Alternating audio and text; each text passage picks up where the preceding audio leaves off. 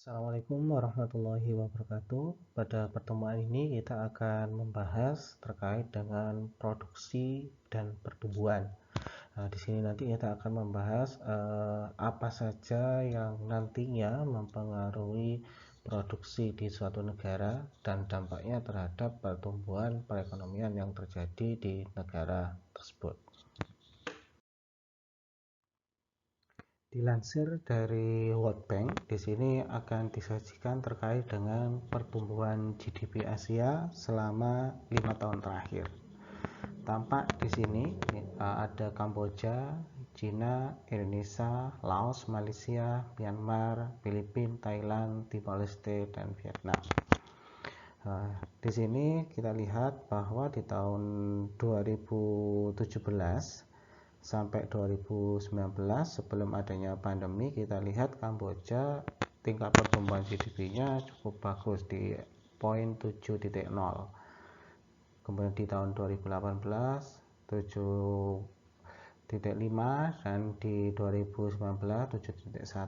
Jika dibandingkan dengan tingkat pertumbuhan GDP negara-negara Asia, terutama Asia Tenggara lainnya, di sini Kamboja cukup konsisten pertumbuhan ekonominya dan bisa dianggap paling tinggi. Sedangkan ketika kita bandingkan dengan Indonesia, kalau Kamboja di angka 7 titik sekian, Indonesia berada pertumbuhan ekonominya ada di 5 titik sekian ya. Kemudian bisa kita lihat di sini pertumbuhan paling buruk di Asia Tenggara adalah diduduki oleh Timor Leste, yang dimana tahun 2017 sempat negatif -3.8 ya. Kemudian setelah tahun 2019 dunia mengalami pandemi ya, dimana ketika dunia mengalami pandemi terjadi kemerosotan GDP sampai hampir semuanya ya, bahkan semuanya bisa kita katakan mengalami pertumbuhan GDP yang negatif ya. Di sini kita lihat katakanlah Kamboja yang semula memimpin tingkat pertumbuhan ekonominya dengan 7.0 ya, Indonesia ada di 5.0 sebelumnya. Setelah adanya pandemi di tahun 2020 terlihat di situ Kamboja minus 7.8 ya, sedangkan Indonesia minus di 5.1. Bahkan di situ kita bisa lihat Filipina dan Timor Leste itu cukup besar tingkat penurunannya, yaitu Filipina di -8 sedangkan Timor Leste di -9.4. Sedangkan ketika kita bandingkan dengan Cina yang pada saat itu memang pandemi itu berasal dari Cina, di sini pertumbuhan ekonomi Cina jika dibandingkan dengan Indonesia, Kamboja itu mengalami penurunan yang relatif lebih rendah, yaitu ada di -4.9. Nah, kemudian pada tahun 2021 sebagian negara di Asia Tenggara itu mampu menaikkan tingkat pertumbuhan GDP-nya. Bahkan ada beberapa negara di Asia Tenggara itu sudah mengalami surplus. Katakanlah ketika kita bicara Thailand, dia cukup progresif kenaikannya, yang semula -7,7 ya, di mana itu merupakan angka terendah, salah satu angka terendah yang tinggi di negara-negara Asia. Ternyata pada tahun 2021 Thailand bisa mendongkrak pertumbuhan GDP-nya sebesar 1.3. Begitu juga bisa kita lihat di sini Malaysia, di mana yang sebelumnya sempat terpuruk di -7.6, dia melesat naik menjadi 2.4. Nah, di tahun 2021 bisa kita katakan bahwa negara-negara Asia Tenggara ya, yang mampu merespon dan mampu memiliki kebijakan makroekonomi yang kuat sehingga pertumbuhan GDP-nya kembali bahkan positif dan dianggap memiliki kebijakan ekonomi yang tepat, itu kita akan bilang bahwa Malaysia bisa ada di kategori itu.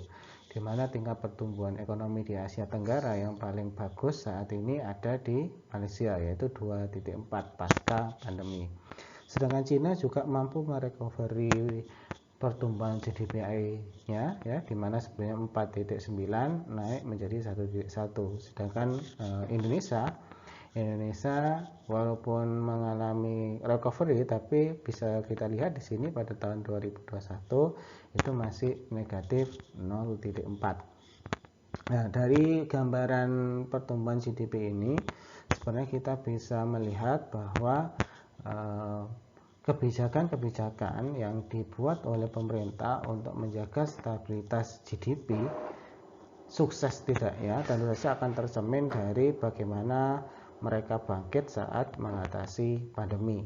Nah, ketika kebangkitan mereka cukup drastis ya, ada juga kebangkitannya yang dia bangkit tapi masih dalam kategori katakanlah tingkat GDP-nya negatif, itu kan sebenarnya menunjukkan bahwa kematangan dari kebijakan yang dibuat oleh suatu negara dalam respon.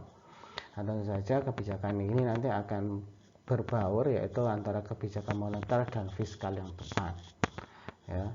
Nah, ini adalah sedikit gambaran terkait pertumbuhan GDP di Asia ya, terutama di Asia Tenggara, dan di sini juga akan dimunculkan yaitu Cina. Kenapa ada Cina ya, karena Cina itu adalah salah satu kekuatan Asia terbesar ya saat ini, dan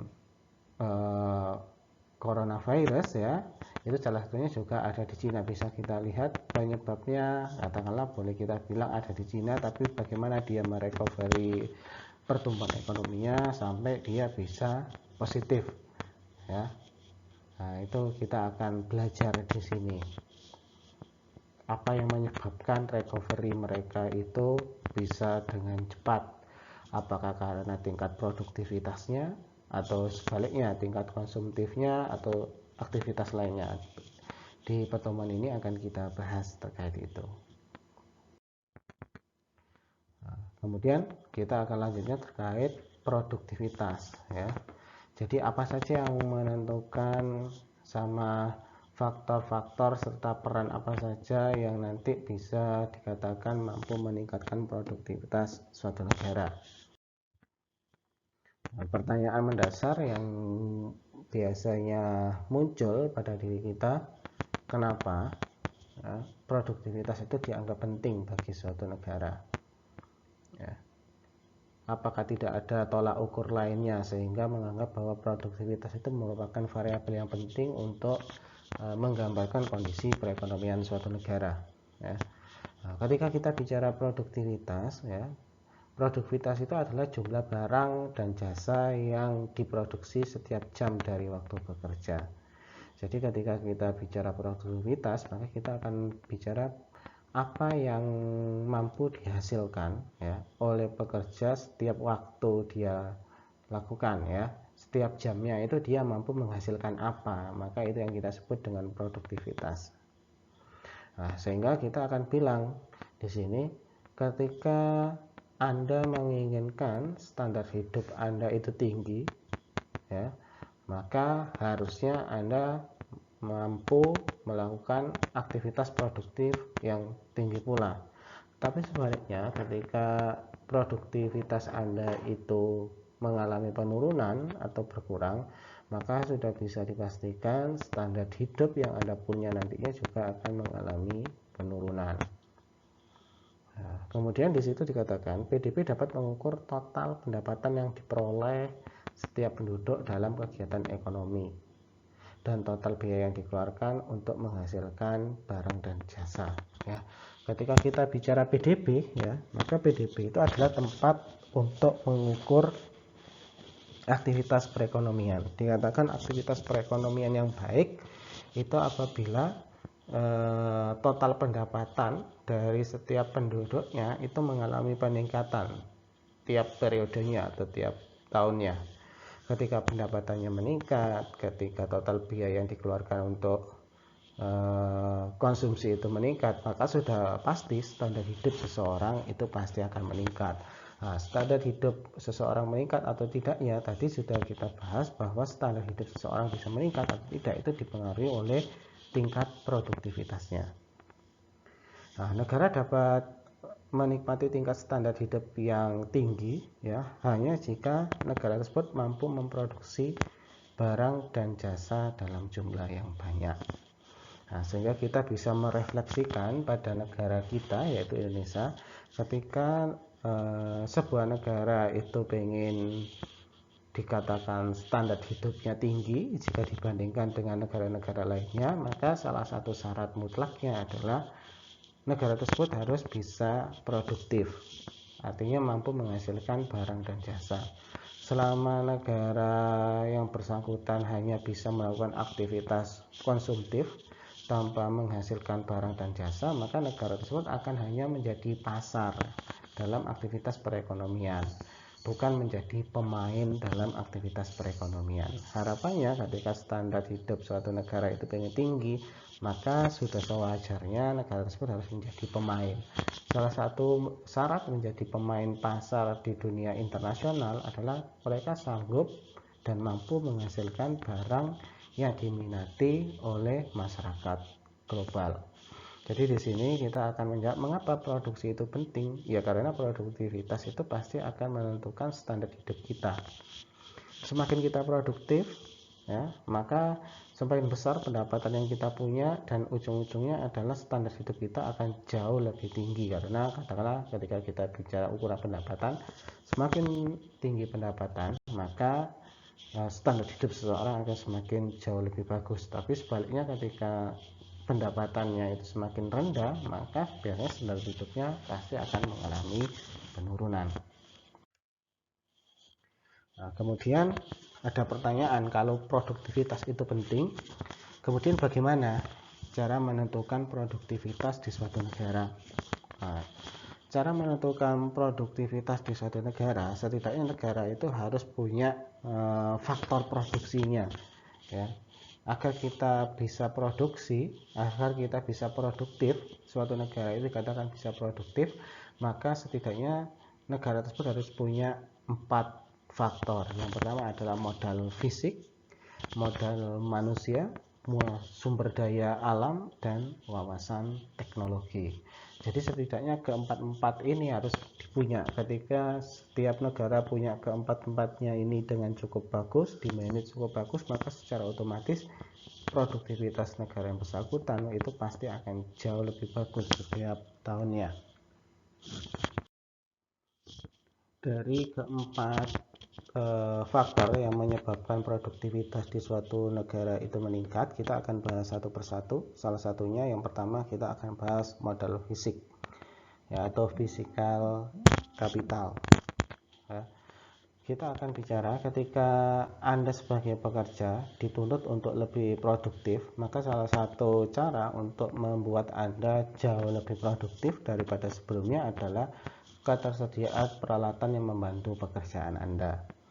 Nah, sederhananya katakanlah seperti ini, ketika Anda sebagai mahasiswa Anda dituntut untuk produktif, maka setidaknya Anda harus ada peralatan pendukung, katakanlah ada buku literatur, kemudian ada laptop. Kalau di zaman sekarang berarti Anda harus terkonek dengan internet. Semakin tersedia banyak kebutuhan Anda, artinya peralatan yang Anda butuhkan untuk mendukung Anda menjadi mahasiswa yang produktif, maka tentu saja tingkat produktivitas Anda akan meningkat tiap periodenya. Tetapi ketika Anda tidak memiliki peralatan yang cukup lengkap untuk membantu pekerjaan Anda sebagai mahasiswa, tentu saja tingkat produktivitas Anda pasti akan turun. Katakanlah untuk mengerjakan suatu tugas karena Anda butuh kuota internet ataupun laptop, Anda tidak memilikinya, secara otomatis Anda akan kesulitan dalam melakukan pekerjaan Anda sebagai mahasiswa. Secara otomatis tingkat produktivitas Anda itu pasti akan turun, ya. Nah, kelengkapan peralatan yang seperti saya sampaikan tadi, kemudian ada struktur yang mendukung, artinya ketika Anda ingin belajar ada fasilitas, kemudian ada metode yang pas untuk cara belajar Anda sebagai mahasiswa, maka secara otomatis kelengkapan peralatan dan struktur itu yang disebut dengan modal fisik, ya. Jadi semua peralatan yang nanti mendukung kinerja Anda, ya, itu yang disebut dengan modal fisik. Ya. Di sini kita akan bilang modal adalah input pada suatu proses produksi yang merupakan keluaran suatu proses produksi sebelumnya. Ya. Jadi yang dikatakan modal itu bisa kita bilang katakanlah mesin printer, ya, mesin cetak seperti printer itu adalah berupa modal. Nah, tapi untuk membuat printer itu masih ada peralatan-peralatan pendukung lainnya. Nah, jadi modal itu bisa kita artikan adalah input sebuah proses produksi yang merupakan keluaran dari produksi sebelumnya. Nah, bisa jadi produksi sekarang itu adalah modal bagi penciptaan produk setelah produk yang ini tercipta. Nah, seperti itu. Jadi sederhananya kita akan bilang modal fisik, ya, itu adalah semua kelengkapan yang mendukung pekerjaan kita atau Anda sekalian yang nanti sebagai pekerja. Ketika kelengkapannya atau peralatan yang Anda butuhkan itu semakin lengkap, maka tentu saja tingkat produktivitas Anda akan semakin meningkat. Nah, itu adalah penjelasan terkait dengan modal fisik. Kemudian di sini ada modal manusia atau human capital, ya. Ketika kita bicara modal manusia, jadi ketika suatu negara itu ingin tingkat produksinya naik, ya, tingkat produktivitasnya itu mengalami peningkatan, maka secara otomatis dia juga harus punya yang namanya modal manusia atau human capital. Nah, modal manusia kalau dalam istilah ekonomi itu yang kayak gimana? Kita akan bilang modal manusia yang dimaksud itu adalah seperti pengetahuan dan keterampilan, ya. Ketika manusia yang ada di suatu negara tersebut memiliki pengetahuan yang bagus dan keterampilan yang memadai, ya, maka bisa dikatakan negara tersebut memiliki modal manusia yang bagus sehingga merangsang nantinya atau membuat negara tersebut memiliki tingkat produktivitas yang tinggi. Tetapi ketika mereka punya jumlah populasi yang cukup banyak, tetapi pengetahuan yang dimiliki di populasi atau di manusia tersebut rendah dan tidak memiliki keterampilan, maka dengan ledakan penduduk yang cukup besar tapi tidak dibarengi dengan pengetahuan dan keterampilan yang bagus, maka kita akan bilang tingkat produktivitasnya akan tetap rendah. Nah, untuk membuat manusia itu memiliki pengetahuan yang bagus dan keterampilan yang memadai, tentu harus ada sarana prasarana yang mendukung, katakanlah melalui pendidikan, pelatihan atau pengalaman kerja. Ketika seseorang memperoleh pendidikan yang tinggi, pelatihan yang memadai terkait dengan kompetensi kerjanya dan pengalaman kerja, maka secara otomatis produktivitas seseorang itu pasti akan jauh lebih tinggi. Nah, di sini ada persamaannya, ya, antara modal fisik dan modal manusia, di mana mereka sama-sama mampu meningkatkan kemampuan suatu negara dalam memproduksi barang dan jasa. Ya, jadi kalau tadi kita bicara modal fisik berupa peralatan yang nanti bisa mendukung aktivitas pekerjaan seseorang, sedangkan modal manusia adalah terkait dengan pengetahuan dan keterampilan. Ketika semakin banyak pengetahuan, semakin banyak keterampilan, semakin banyak peralatan yang mendukung pekerjaan, maka secara otomatis produksi barang dan jasa yang ada di suatu negara itu pasti akan meningkat dengan cepat. Kemudian selain ada modal fisik, modal manusia, dan yang ketiga adalah sumber daya alam per pekerja atau kita sebut natural resources, ya. Di sini yang kita katakan sumber daya alam itu berarti kita akan bilang segala sesuatu yang sebelumnya memang sudah disediakan di alam seperti tanah, sungai, kandungan mineral seperti batu bara, minyak bumi. Nah, semakin negara tersebut memiliki kekayaan sumber daya alam yang melimpah, harusnya tingkat produktivitas negara tersebut itu makin tinggi, ya. Tetapi sebaliknya, ketika negara tersebut itu kurang memiliki sumber daya alam yang cukup mendukung untuk aktivitas produktivitas, biasanya ya sudah tingkat produktivitasnya itu cenderung rendah. Nah, akan tetapi pernyataan tadi Ya, pernyataan yang seperti tadi ya, dewasa ini mulai kurang begitu berlaku karena ada beberapa negara yang semula menjadi awalnya negara berkembang kemudian menjadi negara maju, mereka tidak mempunyai sumber daya alam yang cukup tinggi, tetapi mereka punya sumber daya fisik ataupun sumber daya manusia serta teknologi yang tinggi. Maka dengan kurangnya sumber daya alam yang mereka punya itu mampu di cover oleh 3 faktor penentu produktivitas lainnya. Contohnya kita akan bicara katakanlah Jepang atau Singapura. Ketika kita bicara Jepang, Singapura, mereka hampir memiliki sumber daya alam yang cukup rendah, tetapi ketika kita tanya sumber daya modal fisiknya, kemudian modal tenaga kerja atau modal manusianya serta teknologinya, mereka jauh di atas negara-negara katakanlah seperti Indonesia. Akibatnya apa? Mereka bisa melesat yang awalnya dari negara berkembang bisa naik menjadi negara maju.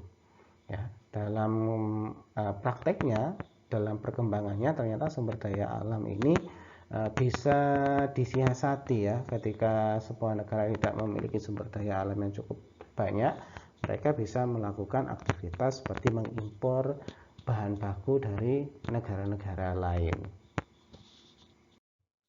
Kemudian faktor lain yang sangat mempengaruhi produktivitas suatu negara nantinya adalah terkait dengan penguasaan iptek atau technological knowledge ya. Jadi di zaman sekarang ketika suatu negara itu cukup acuh tak acuh terhadap iptek atau teknologi, maka secara otomatis pertumbuhan perekonomiannya pasti akan tersendat. Karena dengan adanya teknologi yang maju, kemudian ditata dengan bagus dan dipersiapkan dengan matang, maka sudah bisa dipastikan pertumbuhan perekonomian negara serta produktivitas yang ada di suatu negara itu pasti akan meningkat. Nah, di sini ketika kita bicara terkait dengan teknologi, setidaknya teknologi yang nantinya kita pahami itu ada 3 model. Yang pertama adalah teknologi umum ya. Ketika kita bicara teknologi umum itu adalah di mana teknologi ini biasanya diciptakan oleh seseorang dan nanti setiap masyarakat bisa menggunakan ciptaan atau temuan dari orang yang bersangkutan. Maka teknologi itu dikatakan teknologi yang sifatnya adalah umum. Nah, jadi katakanlah ketika Anda menciptakan, katakanlah kita akan bilang sinyal ya, yang semula 4G menjadi 5G, itu ciptaan satu orang, kemudian ketika teknologi itu dimanfaatkan secara masif, maka kita akan bicara bahwa teknologi itu adalah merupakan sifatnya adalah teknologi umum. Kemudian ada teknologi yang sifatnya milik pribadi ya.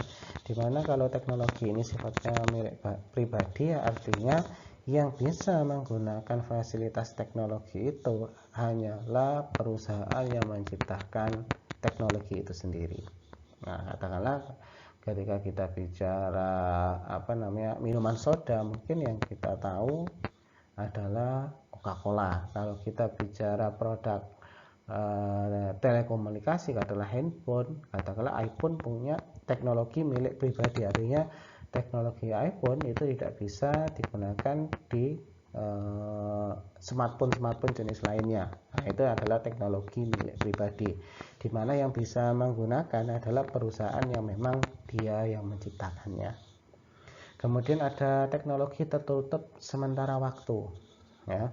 Pada awalnya teknologi ini hanya bisa digunakan oleh penciptanya, tapi kemudian setelah hak patennya habis atau hilang, maka setiap orang boleh untuk memproduksinya. Contohnya katakanlah ketika kita bicara obat, katakanlah obat itu awalnya di hak patenkan sampai 2-3 tahun. Nah, setelah 3 tahun berakhir, maka setiap orang atau setiap apotek itu bisa meracik obat sesuai dengan obat yang sebelumnya dipatenkan. Jadi teknologi tertutup sementara waktu itu adalah yang semula teknologinya itu hanya bisa diperbanyak jika ada patennya. Jadi ketika patennya itu habis, maka setiap orang bisa memperbanyak atau memproduksi teknologi atau penemuan yang sudah diciptakan. Kemudian di sini kita akan membahas tabungan dan investasi. Nah, tabungan dan investasi yang kita bahas di sini tentu saja akan berkaitan dengan tingkat produktivitas. Ya. Nah, di awal tadi sudah kita katakan bahwa salah satu yang mempengaruhi produktivitas suatu negara atau perseorangan mungkin itu adalah modal. Ya.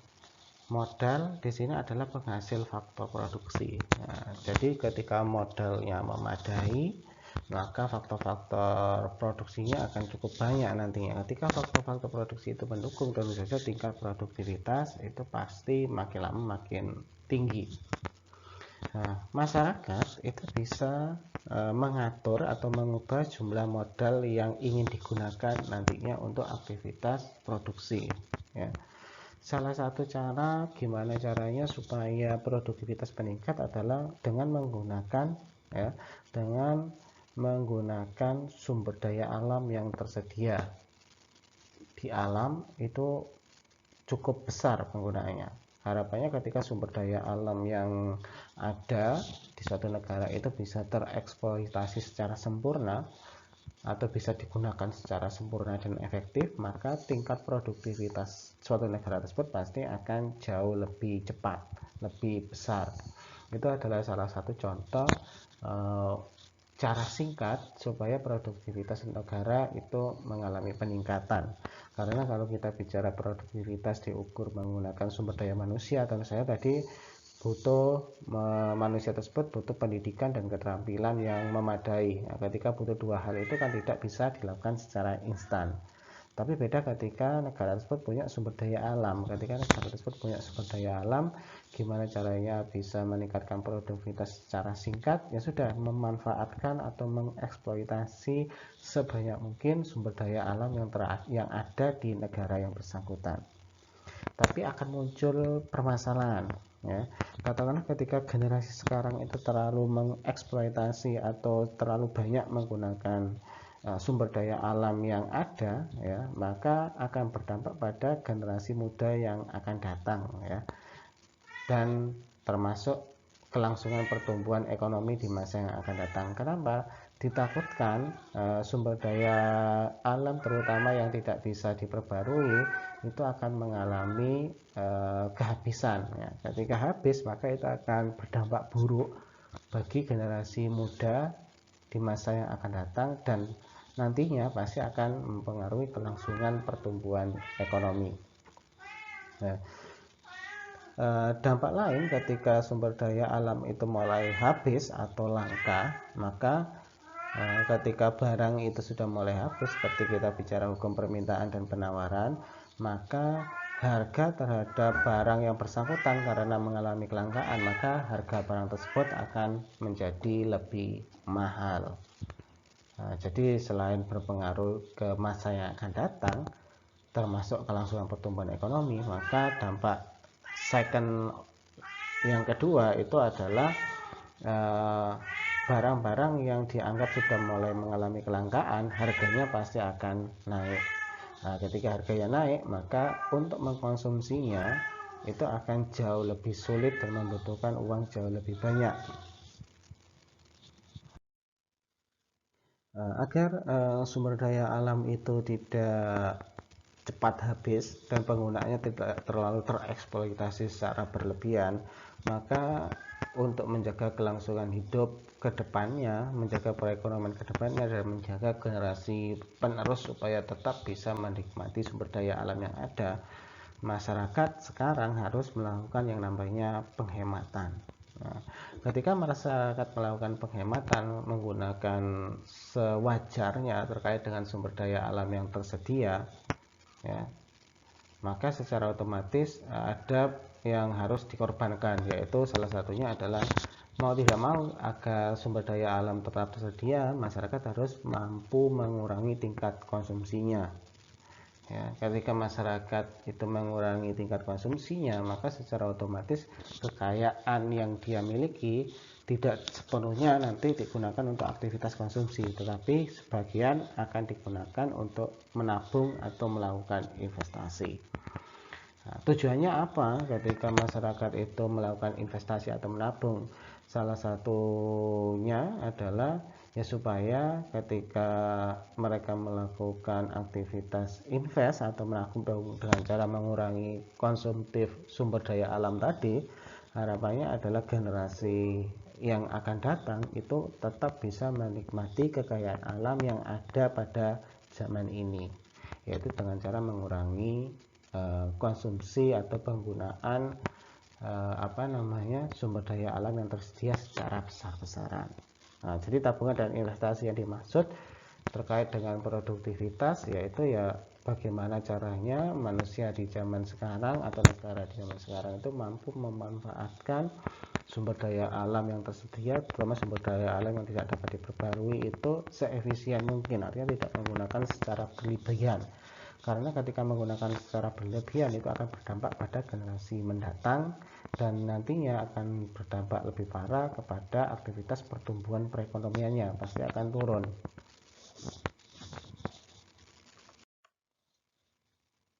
Kemudian di sini kita akan membahas fungsi produksi ya. Nah, fungsi produksi ini sebenarnya ada pada pembahasan mikroekonomi. Nah, tetapi di makro kita akan membahas sedikit terkait dengan fungsi produksi.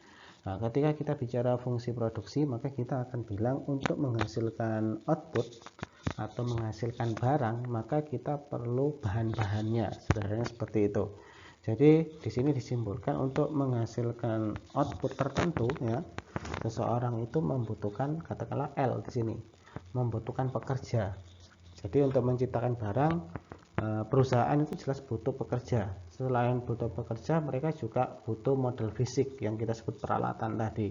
Kemudian selain butuh modal fisik, mereka juga butuh modal manusia seperti tingkat pendidikan yang tinggi, kemudian keterampilan, pengalaman kerja, itu masuk di H ini. Kemudian juga butuh N yang kita sebut kuantitas modal alam ya.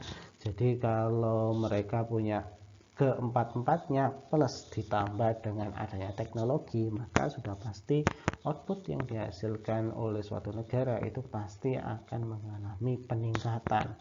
Semakin tinggi faktor-faktor produksi yang dimiliki, semakin banyak pekerja yang mereka punya, kemudian semakin banyak modal fisik seperti peralatan semakin lengkap, kemudian modal manusia seperti manusianya punya tingkat pendidikan yang tinggi, pengalaman kerja yang cukup banyak, jam terbang yang tinggi, kemudian keterampilan yang cukup memadai, ditambah lagi dengan ketersediaan sumber daya alam yang cukup melimpah ruah, plus didukung dengan teknologi yang memadai, maka secara otomatis output yang diciptakan nantinya tidak akan diragukan lagi. Itu yang kita sebut dengan fungsi produksi. Ya. Fungsi produksi ini ya memiliki sifat return to skill ya.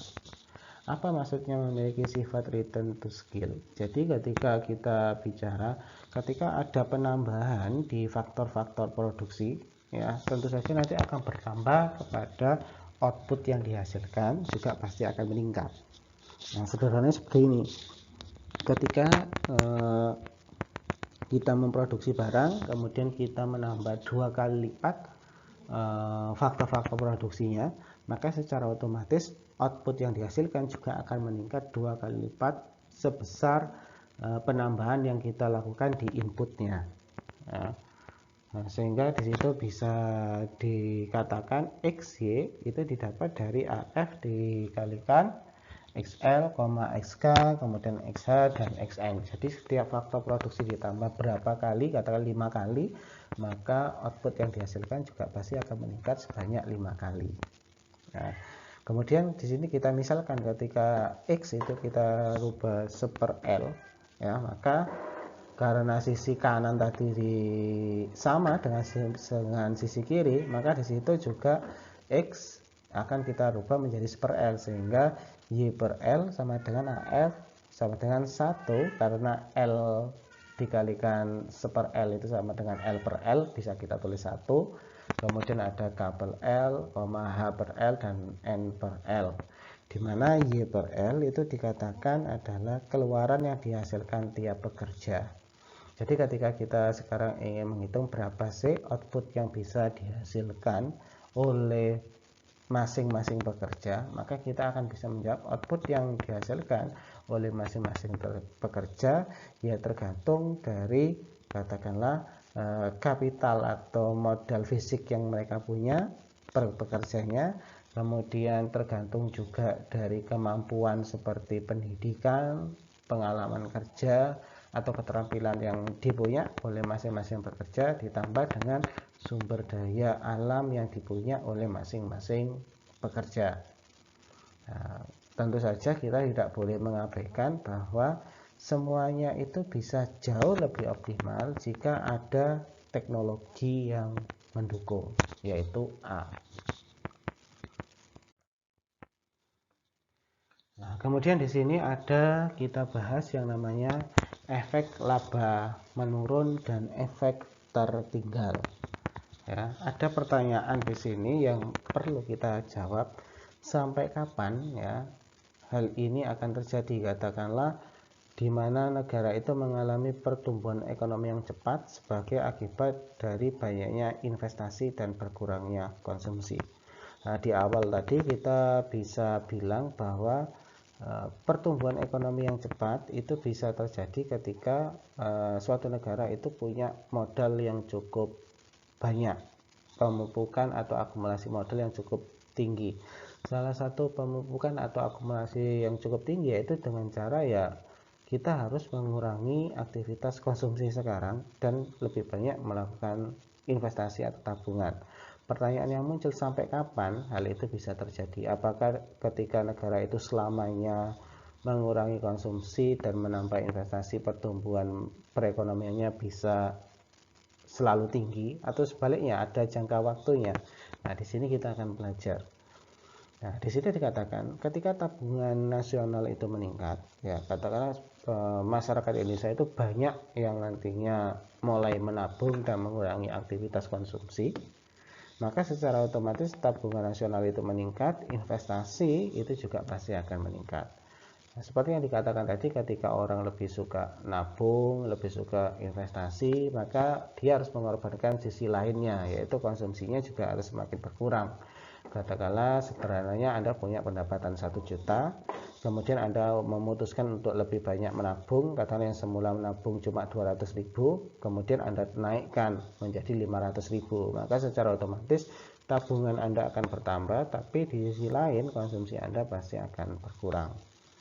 Nah, ketika tabungan meningkat, investasi meningkat, maka kita akan bilang berarti barang modal itu pasti akan meningkat ya. Ketersediaan modal itu pasti akan meningkat. Nah, ketika modal itu tersedia cukup banyak ya, maka secara otomatis akan berdampak pada produktivitas. Seperti tadi, ketika faktor-faktor produksi itu tersedia cukup banyak, secara otomatis produktivitas itu pasti akan naik. Nah, kalau produktivitas naik, itu pertumbuhan PDB pasti akan meningkat. Nah, dari skema yang kita bahas ini ada muncul satu pertanyaan, sampai kapan hal ini akan terjadi? Apakah selamanya seperti itu? Nah, kita nanti akan mengenal yang namanya efek laba menurun. Nah, di sini akan dijelaskan apa maksud dari efek laba menurun ya. Di situ dikatakan ketika pekerja itu sudah memiliki banyak modal ya, ketika suatu negara itu cukup banyak modalnya sudah cukup banyak ya, tapi negara tersebut tetap ingin menabung, tetap ingin berinvestasi ya. Sebenarnya dengan aktivitas seperti itu, ketika suatu negara sudah memiliki modal yang cukup banyak tapi mereka tetap bersikeras untuk melakukan invest atau menabung, maka sebenarnya tambahan dari invest atau tabungan itu ya tidak mampu meningkatkan produktivitas mereka karena produktivitasnya sudah maksimal. Nah, kalau di gambar ini kita bisa simpulkan ya, ketika ekonomi mempunyai tingkat modal yang rendah, ya, unit modal tambahan itu akan menghasilkan output yang jauh lebih besar. Tetapi ketika ekonomi itu sudah pada titik tertingginya, ketika ditambah lagi modal, maka sebenarnya output yang dihasilkan itu sedikit. Nah, contoh-contoh ini sebenarnya bisa kita gunakan antara negara miskin, negara berkembang dengan negara maju. Pada negara miskin atau berkembang, ketika negara miskin atau berkembang itu kita suntik dana, kita suntik modal, maka secara otomatis tingkat pertumbuhan ekonominya pasti akan melesat naik. Nah, ini bisa dijelaskan di gambar yang bawah ini. Tetapi sebaliknya, ketika negara tersebut memang sudah kaya, ketika kita tetap menyuntikkan modal ataupun investasi ataupun tabungan ke negara yang sudah kaya tersebut, dengan kita menyuntikkan modal tambahan tersebut, sebenarnya output yang dihasilkan ya pasti kenaikannya tidak sebesar seperti output yang dihasilkan di negara miskin. Itu yang kita sebut dengan diminishing return, laba yang mengalami penurunan. Nah, kemudian di sini dikatakan dalam jangka panjang, ya, semakin tinggi tingkat tabungan itu akan menyebabkan semakin tinggi tingkat produktivitas dan pendapatan, tapi tidak menyebabkan bertambahnya variabel ini. Nah, ini dikatakan ketika laba itu sudah mulai menurun, ya, kemudian rata-rata tabungan itu mengalami peningkatan, dan modal yang ketika tabungan semakin banyak, maka modal yang terkumpul itu juga akan semakin banyak. Tetapi kasusnya seperti di negara maju tadi, kalau negaranya sudah maju dan tingkat produktivitasnya sudah meningkat ditambah modal pun, maka keuntungan yang didapatkan bukan semakin tinggi tapi semakin turun. Nah, ketika keuntungan semakin turun, maka itu yang kita sebut dengan pertumbuhan melambat. Kemudian ada efek tertinggal, ya. Efek tertinggal atau catch up effect ini adalah ketika tadi kita bilang kasusnya negara miskin, ya. Negara miskin itu kekurangan modal. Nah, jadi ketika disuntik sedikit saja modal, maka pertumbuhan ekonominya pasti akan naik. Berbeda seperti negara maju. Jadi ketika kita bicara efek tertinggal itu apa? Jadi efek yang memampukan negara-negara yang pada mulanya cenderung miskin itu bisa tumbuh cepat, ya, daripada negara-negara yang mulanya memang kaya. Kalau kita contohkan tadi, misalkan ada negara miskin, kita suntik dana katakanlah 1 triliun. Kemudian ada negara yang dia sudah kecukupan modal, kita juga tetap suntik dana sebanyak 1 triliun. Maka yang lebih terasa efeknya, lebih terasa tingkat pertumbuhan perekonomiannya adalah ketika kita suntikan dana ke negara miskin tersebut. Pasti kita akan bisa melihat tingkat pertumbuhannya pasti akan cepat dan berubah naik, ya. Tapi kalau kita suntikkan ke negara yang memang sudah kaya, punya modal yang cukup banyak, suntikan 1 triliun itu mungkin berdampak, tapi tidak sebesar ketika kita menyuntikkan dana ke negara-negara miskin. Itu yang kita sebut dengan efek tertinggal, ya.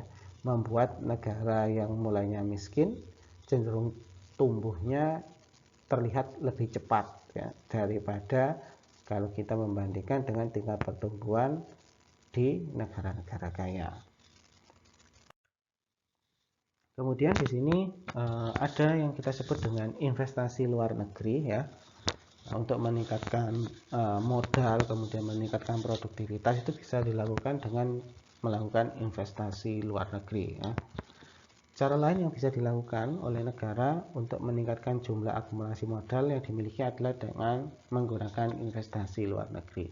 Jadi ketika negara membutuhkan modal yang cukup banyak, ya, selain mendapatkan dari dalam negeri, ya, negara bisa memanggil modal-modal luar negeri untuk bagaimana caranya mereka bisa menanamkan atau menginvestasikan modalnya ke dalam negeri.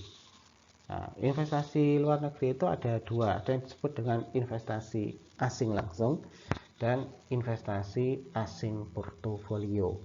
Jadi ketika kita bicara investasi asing langsung sama investasi asing portofolio itu punya perbedaan. Nah, di situ dikatakan perbedaannya ketika kita bicara investasi asing langsung ya, itu adalah investasi modal yang dimiliki dan dioperasikan oleh pihak asing. Jadi sederhananya ketika kita bicara investasi asing langsung ya, katakanlah ada perusahaan asing ya menginginkan investasi di Indonesia ya. Kemudian mereka melakukan investasi asing langsung. Maksudnya kayak gimana? Jadi mereka itu mendirikan perusahaannya di Indonesia dan dioperasikan langsung oleh perusahaan asingnya sendiri. Nah, tetapi ada juga yang disebut dengan investasi asing portofolio.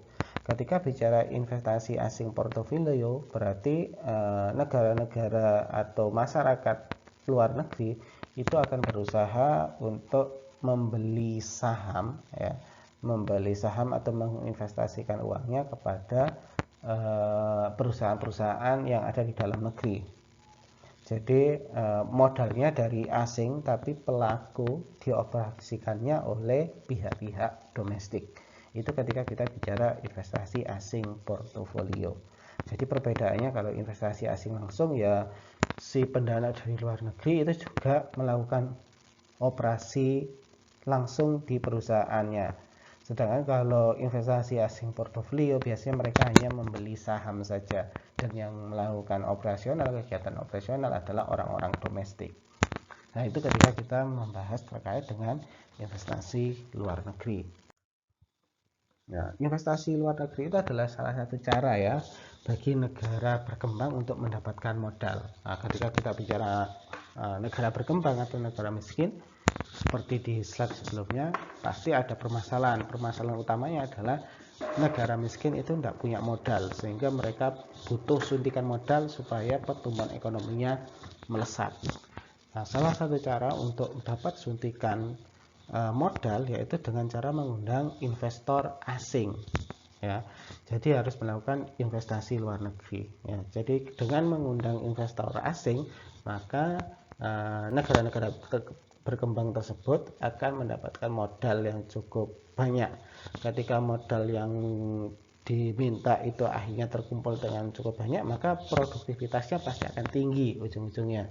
Ketika produktivitas tinggi, tentu saja pendapatan masyarakat atau upah karyawan atau gaji karyawan yang ada di negara-negara berkembang itu pasti juga akan lebih besar nantinya. Ya, kemudian dengan adanya investasi luar negeri selain untuk mendapatkan modal dengan nilai nominal yang cukup besar, biasanya negara berkembang itu dengan adanya investasi luar negeri itu bisa sebagai sarana transfer teknologi. Ya, dengan adanya investasi luar negeri maka akan banyak pengetahuan baru yang didapat negara berkembang dari negara-negara yang sudah maju. Nah, jadi dengan adanya investasi luar negeri, negara berkembang itu mampu belajar teknologi-teknologi yang sudah ada di negara maju. Nah, tentu saja untuk membantu meningkatkan investasi luar negeri agar negara berkembang atau negara miskin mendapatkan suntikan modal yang cukup besar dari negara-negara maju, tentu harus ada peran serta lembaga internasional. Dalam hal ini Bank Dunia dan IMF itu adalah salah satu lembaga internasional yang biasanya menjembatani negara-negara miskin atau berkembang yang dia memerlukan modal untuk aktivitas pertumbuhan ekonominya agar semakin jauh lebih produktif. Nah, jadi Bank Dunia sama IMF itu biasanya memfasilitasi. Nah, kemudian di sini selain investasi asing atau luar negeri, salah satu yang dia punya peran sentral untuk meningkatkan modal sehingga produktivitas itu mampu meningkat adalah ketika kita bicara pendidikan. Ya. Untuk pertumbuhan jangka panjang suatu negara ya, pendidikan itu sama pentingnya seperti kalau kita bicara investasi ataupun modal fisik. Ya, jika pendidikan di suatu negara itu rendah, maka sudah dipastikan dalam jangka panjang negara tersebut tidak punya gambaran perekonomian yang maju karena SDM yang dia punya itu rendah. Nah, salah satu cara pemerintah untuk meningkatkan standar hidup ya, dengan di bidang pendidikan, yaitu dengan cara menyediakan sekolah, ya. Nah, dengan adanya sekolah itu harapannya pendidikan masyarakat di negara tersebut menjadi meningkat, keterampilannya semakin meningkat. Dengan meningkatnya pendidikan, kemudian meningkatnya keterampilan yang dia punya, maka standar hidupnya diharapkan akan jauh lebih bagus. Nah, kenapa orang berpendidikan itu punya produktivitas yang jauh lebih tinggi? Karena di situ dikatakan orang berpendidikan itu bisa menghasilkan ide-ide yang cemerlang biasanya. Nah, ketika ide-ide itu dianggap bagus, kemudian bermanfaat untuk orang banyak terutama dalam menghasilkan barang dan jasa, maka secara otomatis itu akan memberikan manfaat kepada seluruh masyarakat, bahkan negara. Nah, tetapi negara-negara miskin atau negara berkembang itu punya permasalahan ketika kita bicara peningkatan pendidikan dan segala macamnya, ya, yang kita sebut di situ dengan kekosongan otak. Banyak kasus negara-negara berkembang itu menyekolahkan putra-putri terbaiknya ke luar negeri, katakanlah. Nah, ketika mereka sudah bersekolah, memiliki pendidikan yang bagus, kemudian memiliki keterampilan yang cukup dan pengalaman kerja yang cukup banyak, ya, biasanya putra-putri terbaik itu enggan untuk balik ke daerah asal atau negara asalnya, karena ketika mereka balik ke daerah asal atau negara asal, mereka hanya mendapatkan upah yang jauh lebih rendah. Tapi kalau mereka bekerja di negara-negara maju atau kota-kota atau kabupaten yang maju, maka mereka akan mendapatkan upah yang tinggi sesuai dengan pendidikan, keterampilan, dan pengalaman kerja yang bagus. Nah, hal demikian di mana orang-orang yang memiliki pendidikan yang tinggi serta keterampilan yang tinggi tidak mau balik ke tempat asalnya, ya, untuk memperbaiki tempat asalnya, itu yang kita sebut dengan kekosongan otak, ya. Banyak negara miskin sebenarnya mereka punya SDM yang bagus, tapi SDM-nya tidak mau balik untuk membangun negaranya. Mereka lebih memilih untuk berkarir di negara-negara maju, karena mereka merasa dengan berkarir di negara maju mereka akan mendapatkan upah jauh lebih tinggi daripada balik ke negaranya, di mana negaranya dianggap negara miskin yang nantinya ketika mereka bekerja itu hanya akan mendapatkan upah yang sedikit. Nah, jadi itu yang kita sebut dengan kekosongan otak, ya. Kemudian selain pendidikan, ya, ketika kita bicara dari sudut pandang manusia, ya, human capitalnya, selain dari pendidikan, keterampilan, sama pengalaman kerja, tentu saja yang perlu diperhatikan adalah terkait dengan kesehatan atau nutrisi, ya. Jadi ketika kita bicara modal manusia, ya tidak cukup dengan pendidikan, ya. Ketika pendidikannya tinggi tetapi kesehatan atau nutrisinya tidak terpenuhi, tentu saja produktivitasnya juga pasti akan terganggu. Nah, sehingga lazim kita akan bilang untuk meningkatkan modal manusia itu supaya produktif, maka selain pendidikan kita butuh yang namanya kesehatan sama nutrisi, ya. Karena orang yang sehat, nutrisinya cukup, pasti dia memiliki tingkat produktivitas yang jauh lebih bagus, serta dianggap mampu meningkatkan standar hidupnya nantinya, ya. Dalam penelitian, ya, di negara-negara maju itu akan dikatakan, ya, di negara-negara maju itu tingkat kesehatan sama nutrisi masyarakat atau per individunya itu akan jauh lebih bagus daripada kalau kita bandingkan dengan negara miskin. Dampaknya apa? Negara-negara maju memiliki SDM dengan tingkat produktivitas yang cukup tinggi jika dibandingkan dengan negara miskin, karena negara miskin mungkin tingkat kesehatan sama nutrisinya tidak tercukupi, sehingga aktivitasnya pasti akan terhambat nantinya, kelaparan dan segala macamnya. Ketika hal itu terjadi, maka secara otomatis ya sudah pasti akan mempengaruhi kinerjanya. Nah, ketika kinerjanya jelek, produktivitasnya jelek, nanti pasti ujungnya standar hidup yang mereka miliki juga pasti akan menurun. Kemudian di sini ada juga yang kita sebut dengan hak kepemilikan dan stabilitas politik. Nah, produktivitas juga tidak bisa terlepas dari yang namanya hak kepemilikan dan stabilitas politik ya. Maksudnya hak kepemilikan itu yang kayak gimana? Di sini dikatakan hak milik itu mengacu pada kemampuan orang untuk menjalankan otoritas atas sumber daya yang mereka miliki.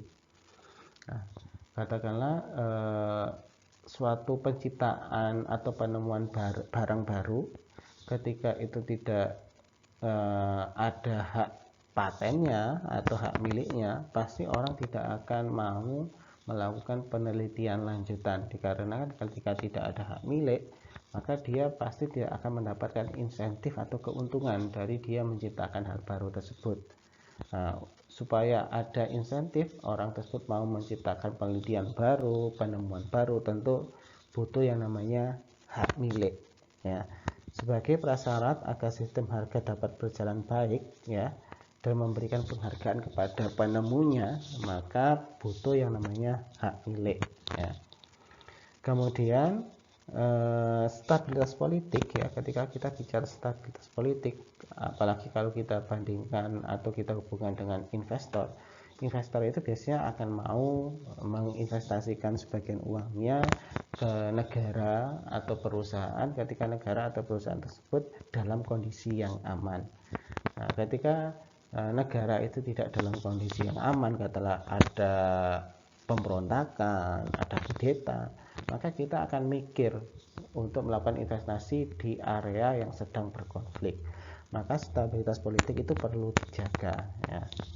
Dari beberapa riset itu mengatakan bahwa sebuah negara itu ketika dia memiliki peradilan yang bagus, kemudian punya pegawai pemerintah yang jujur, serta punya undang-undang yang dipatuhi dan dianggap mampu mengatur aktivitas kehidupannya, maka secara otomatis standar hidup yang dimiliki atau standar hidup ekonominya itu pasti akan tinggi. Biasanya terjadi di negara-negara maju, dimana kalau kita bicara negara maju itu pasti kita akan bilang aturannya jelas, peradilannya jelas, dan jarang sekali negara maju itu punya pegawai pemerintahan yang kurang jujur. Nah, ketika itu terpenuhi, maka ya sudah standar hidupnya bagus di negara yang bersangkutan. Tetapi sebaliknya ya, jika sistem peradilannya sudah amburadul, kemudian pemerintahnya itu sering korup ya, kemudian sering terjadi pemberontakan, sudah pasti standar hidup ekonominya pasti akan rendah ya, karena tadi orang juga tidak akan mau berinvestasi. Nah, negara-negara miskin contohnya ya seperti itu. Ketika kita bicara negara miskin, pasti kita akan bilang sistem peradilannya pasti buruk. Kalau tidak gitu pemerintahnya yang korup, kalau nggak gitu sering terjadi pemberontakan. Akibatnya apa? Jarang sekali ada investor mau menanamkan modalnya, sehingga negara tersebut akan selamanya menjadi negara miskin nantinya. Oleh sebab itu, hak kepemilikan dan stabilitas itu perlu dijaga. Kemudian yang mendorong pertumbuhan ekonomi itu jauh lebih maju tiap periodenya, salah satunya adalah dengan adanya perdagangan bebas. Nah, jadi suatu negara itu nanti ketika kita bicara pertumbuhan ekonomi itu punya dua opsi. Dia orientasinya ke dalam atau orientasinya keluar. Ketika negara tersebut punya orientasi ke dalam, berarti mereka negara-negara tersebut akan menghindari hubungan dengan negara-negara lain. Jadi negara yang bersangkutan itu menginginkan pertumbuhan ekonominya itu diatur oleh negara itu sendiri, sebisa mungkin tidak bersinggungan dengan negara-negara lain. Itu yang kita sebut dengan orientasi ke dalam. Sedangkan kalau kita sebut pertumbuhan ekonomi yang orientasinya keluar, itu berarti negara tersebut untuk meningkatkan pertumbuhan ekonominya, mereka harus berinteraksi dengan negara-negara lain.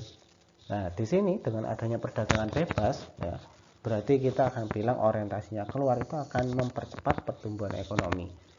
Nah, salah satu contohnya seperti apa? Contohnya, katakanlah ketika Indonesia itu ingin berorientasi ke dalam, tentu sampai sekarang kita mungkin tidak akan punya kendaraan, kita tidak bisa punya laptop, handphone baru yang sesuai dengan perkembangan zaman. Ketika hal itu terjadi, orientasinya ke dalam, ya sudah, aktivitas kita keluar berhubungan dengan negara-negara asing pasti akan dibatasi. Nah, efeknya apa? Pertumbuhan ekonominya pasti akan melambat jika dibandingkan dengan negara-negara asing, karena kita tidak punya kebutuhan yang kita miliki. Contohnya tadi, kita tidak punya mobil, kita tidak punya laptop, kita tidak punya handphone, karena kalau kita sebutkan beberapa barang tadi, negara kita masih tidak bisa menciptakannya. Nah, kemudian ketika sekarang kita rubah, yang semula orientasinya ke dalam, sekarang orientasinya keluar. Ketika orientasinya keluar, maka secara otomatis pertumbuhannya pasti akan jauh lebih bagus Indonesia. Karena ketika Indonesia tidak memiliki barang tersebut, di mana barang tersebut merupakan kebutuhan yang harus dipenuhi, maka bisa dilakukan dengan impor. Jadi dengan adanya perdagangan bebas itu mampu meningkatkan pertumbuhan ekonomi jauh lebih maju daripada sebelumnya. Kemudian faktor lainnya yang nanti mempengaruhi pertumbuhan perekonomian suatu bangsa ketika kita lihat dari sudut pandang produksi adalah terkait sama penelitian dan pengembangan. Ya, kita di awal pembahasan tadi sudah mengatakan bahwa standar hidup yang tinggi itu akan ditentukan dengan tingkat produktivitas yang tinggi pula. Nah, tingkat produktivitas yang tinggi itu tidak bisa terlepas dari kemajuan iptek, ya. Karena dengan semakin majunya iptek, semakin majunya penelitian dan teknologi yang dimiliki oleh suatu negara, maka secara otomatis biasanya negara tersebut punya standar hidup yang jauh lebih tinggi daripada negara-negara lain yang katakanlah ipteknya itu jauh lebih rendah. Ketika standar hidupnya menjadi tinggi, maka secara otomatis pertumbuhan perekonomiannya juga pasti akan jauh lebih bagus. Nah, kemajuan teknologi di banyak negara itu muncul biasanya dari awalnya itu penelitian pribadi oleh perusahaan ataupun oleh perseorangan, ya. Jadi kalau kita bertanya dari mana asal kemajuan teknologi itu muncul, ya, kemajuan teknologi itu muncul ya biasanya dari perusahaan-perusahaan yang dia memang konsen mendevelop barangnya jauh lebih bagus daripada sebelumnya, ya. Nah, supaya perusahaan itu terus mau berinovasi, kemudian perusahaan tersebut mau mengembangkan teknologinya, maka harus ada stimulus, ya, stimulus supaya mereka tetap melakukan penelitian dan pengembangan. Nah, salah satu caranya supaya perusahaan tersebut mampu dan terus melakukan penelitian dan pengembangan, maka di sini harus ada kebijakan pemerintah yang menstimulus itu, ya. Salah satunya adalah untuk mendorong pengembangan teknologi baru, katakanlah pemerintah itu memberikan keringan pajak atau sistem paten, ya. Ketika pajak itu semakin berkurang terhadap penelitian-penelitian baru, maka secara otomatis para peneliti itu akan jauh lebih suka mendevelop atau melakukan penelitian lanjutan terkait barang yang mereka punya. Ya, bagaimana caranya mereka bisa menciptakan barang jauh lebih bagus daripada barang yang sudah ada saat ini. Karena untuk melakukan penelitian ternyata ada privilege berupa keringanan pajak. Kalau tidak gitu pemerintah memberikan hibah, memberikan dana, di mana dana itu dimanfaatkan untuk aktivitas penelitian. Jadi para peneliti bisa melakukan penelitian karena sebagian besar penelitiannya dibiayai oleh pemerintah, atau bisa juga dengan memberikan hak paten. Nah, katakanlah ketika kita berhasil menciptakan suatu penemuan baru dan bermanfaat buat orang banyak, nah, kemudian kita diberi hak patennya. Artinya setiap orang yang mau menggunakan penemuan kita, maka mereka harus melakukan pembayaran kepada kita itu sebagai reward. Ketika hal itu diterapkan, maka secara otomatis aktivitas penelitian dan pengembangan di suatu negara itu pasti akan berjalan cukup pesat dan lancar. Tetapi sebaliknya, ketika hal-hal itu tidak diperhatikan oleh pemerintah di suatu negara, tentu saja penelitian dan pengembangannya itu pasti akan tersendat. Nah, kalau penelitian kemajuan ipteknya tersendat, itu dikhawatirkan, ya, standar hidupnya itu pasti akan mengalami breakdown atau penurunan, ya. Dengan adanya hak paten akan mendorong individu atau perusahaan untuk meningkatkan atau mengembangkan penelitiannya. Tadi sudah kita bahas. Kemudian faktor lainnya yang mempengaruhi pertumbuhan perekonomian suatu bangsa itu adalah terkait kita bicara pertumbuhan populasi, banyaknya jumlah penduduk yang ada di negara tersebut. Nah, banyaknya jumlah penduduk ini memang ada pro dan kontra ya. Ada sebagian orang yang mengatakan dengan banyaknya jumlah penduduk itu sebenarnya menghambat perekonomian. Banyak nanti dikhawatirkan dengan banyaknya penduduk, banyak orang miskin, banyak orang miskin yang nanti berakibat pada standar hidup negara itu semakin turun. Ketika standar hidup semakin turun, maka perekonomian nanti pasti akan lesu. Ada yang berpendapat seperti itu, tapi banyak juga yang berpendapat dengan adanya pertumbuhan populasi, maka sebenarnya pertumbuhan ekonomi juga pasti akan meningkat. Nah, di sini kita akan bahas satu persatu. Ketika kita bicara pertumbuhan populasi, kita lihat dari 3 aspek ini. Yang pertama, meregangkan sumber daya alam. Kemudian yang kedua, menipiskan persediaan modal. Dan yang ketiga, menyokong kemajuan. Nah, kita akan membahasnya satu persatu. Nah, ketika terjadi pertambahan penduduk, itu dikatakan meregangkan sumber daya alam. Maksudnya seperti apa? Nah, di sini menurut Malthus ya, Malthus itu pernah berkata, semakin bertambahnya penduduk di suatu negara, sebenarnya negara tersebut pasti nanti akan memiliki potensi semakin miskin. Kenapa semakin miskin? Ya karena banyak orang, banyak penduduk, kemudian dikhawatirkan nanti semakin banyak jumlah penduduk, semakin banyak angka pengangguran, dan semakin banyak orang miskin. Dengan semakin banyak orang miskin, maka akan menurunkan standar hidup suatu negara. Ketika standar hidup suatu negara itu turun, maka tingkat perekonomiannya juga pasti akan mengalami penurunan. Nah, itu menurut Robert Malthus pada zaman itu.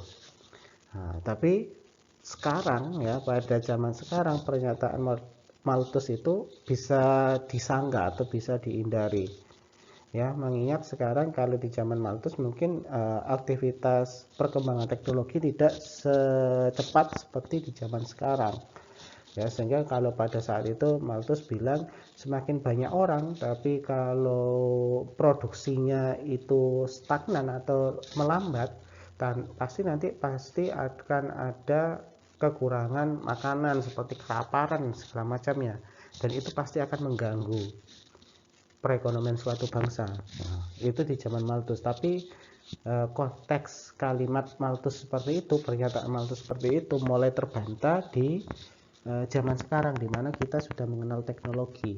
Nah, kita ketika bisa mengenal teknologi, kita bisa mempergunakan teknologi, naiknya jumlah penduduk yang cukup signifikan katakanlah ya, itu bisa diatasi dengan adanya teknologi yang semakin maju ya. Dengan adanya teknologi yang semakin maju, mampu menciptakan barang dan jasa semakin banyak, maka seberapapun pertumbuhan penduduk, asalkan tingkat pertumbuhan teknologinya jauh lebih tinggi, maka hal itu ya seperti yang dikatakan Malthus, kemiskinan, standar hidup yang rendah itu bisa teratasi. Nah, itu yang kita sebut dengan meregangkan sumber daya alam. Kemudian pertumbuhan penduduk itu di sini kita akan bahas dengan adanya pertumbuhan penduduk yang naik cukup signifikan katakanlah. Di sini bisa menipiskan persediaan modal ya. Dengan adanya pertumbuhan penduduk yang tumbuh dengan cepat ya, terutama di negara berkembang atau negara miskin, tentu saja nanti banyak sumber daya manusia yang lahir akhirnya menumpuk. Banyak sumber daya manusia yang nanti cukup banyak di suatu negara miskin atau negara berkembang tersebut. Efeknya apa? Ketika banyak manusia atau banyak masyarakat di suatu negara, karena tingkat pertumbuhannya yang cukup tinggi, yang menjadi beban adalah biasanya di sektor pendidikan. Karena biasanya di negara berkembang atau negara miskin ya, jumlah anak usia sekolah itu biasanya cukup banyak. Ketika jumlah anak usia sekolah itu cukup banyak, tentu saja nanti akan berdampak atau berpengaruh pada tingkat pendidikan. Semakin banyak anak dalam usia sekolah, ketika negara miskin atau berkembang tidak bisa memanagenya dengan bagus, tentu saja tingkat keberhasilan pendidikannya pasti akan berkurang. Nah, permasalahan itu akan muncul di sini. Ketika negara miskin atau berkembang tidak bisa memanage keberhasilan pendidikan, ya, maka sudah pasti output sumber daya manusia yang diciptakan, ya, nanti bisa jadi pendidikannya rendah. Kalau tidak gitu, mereka kurang memiliki keterampilan yang memadai. Nah, ketika hal itu terjadi, maka tentu saja pertambahan penduduk itu akan menjadi masalah bagi pertumbuhan perekonomian. Nah, untuk menghentikan atau untuk mengontrol pertumbuhan penduduk supaya tetap stabil, maka biasanya pemerintah, ya, membuat kebijakan atau regulasi. Salah satunya adalah kalau kita bicara di Indonesia, salah satunya pakai KB. Jadi satu keluarga itu cukup 2 anak saja. Itu adalah salah satu cara untuk menekan angka pertumbuhan penduduk yang tidak terkendali di Indonesia saat itu. Nah, kemudian di sisi lain, ternyata dengan adanya pertumbuhan penduduk yang cukup pesat, yang cukup banyak, itu merupakan salah satu syarat kemajuan teknologi dan kesejahteraan ekonomi. Jadi di sisi positifnya, dengan banyaknya jumlah penduduk itu mampu meningkatkan atau sebagai syarat dari indikator kemajuan teknologi suatu negara itu pasti akan meningkat. Nah, kok bisa pertambahan penduduk bisa menjadi trigger untuk kemajuan teknologi di suatu negara? Nah, di sini dikatakan dengan semakin banyaknya populasi yang terdapat di suatu negara, maka ada kemungkinan ilmuwan, penemu atau ahli yang nantinya ada di suatu negara tersebut pasti akan meningkat. Nah, dengan banyaknya ilmuwan, penemuan atau banyak ahli-ahli muncul, maka secara otomatis kemajuan teknologi itu juga pasti akan meningkat. Nah, ketika kita bilang teknologinya itu semakin meningkat, kemajuan teknologinya semakin meningkat, maka akhirnya kesejahteraan ekonomi suatu negara itu pasti akan meningkat pula. Nah, itu adalah salah satu dampak positif, ya, ketika kita bicara pertumbuhan penduduk itu mampu meningkatkan kesejahteraan ekonomi. Nah, salah satunya ketika dilihat dari sudut pandang kemajuan teknologi. Demikian materi terkait dengan produksi sama pertumbuhan ekonomi. Terima kasih. Ketika ada salah kata, saya mohon maaf sebesar-besarnya. Wassalamualaikum warahmatullahi wabarakatuh.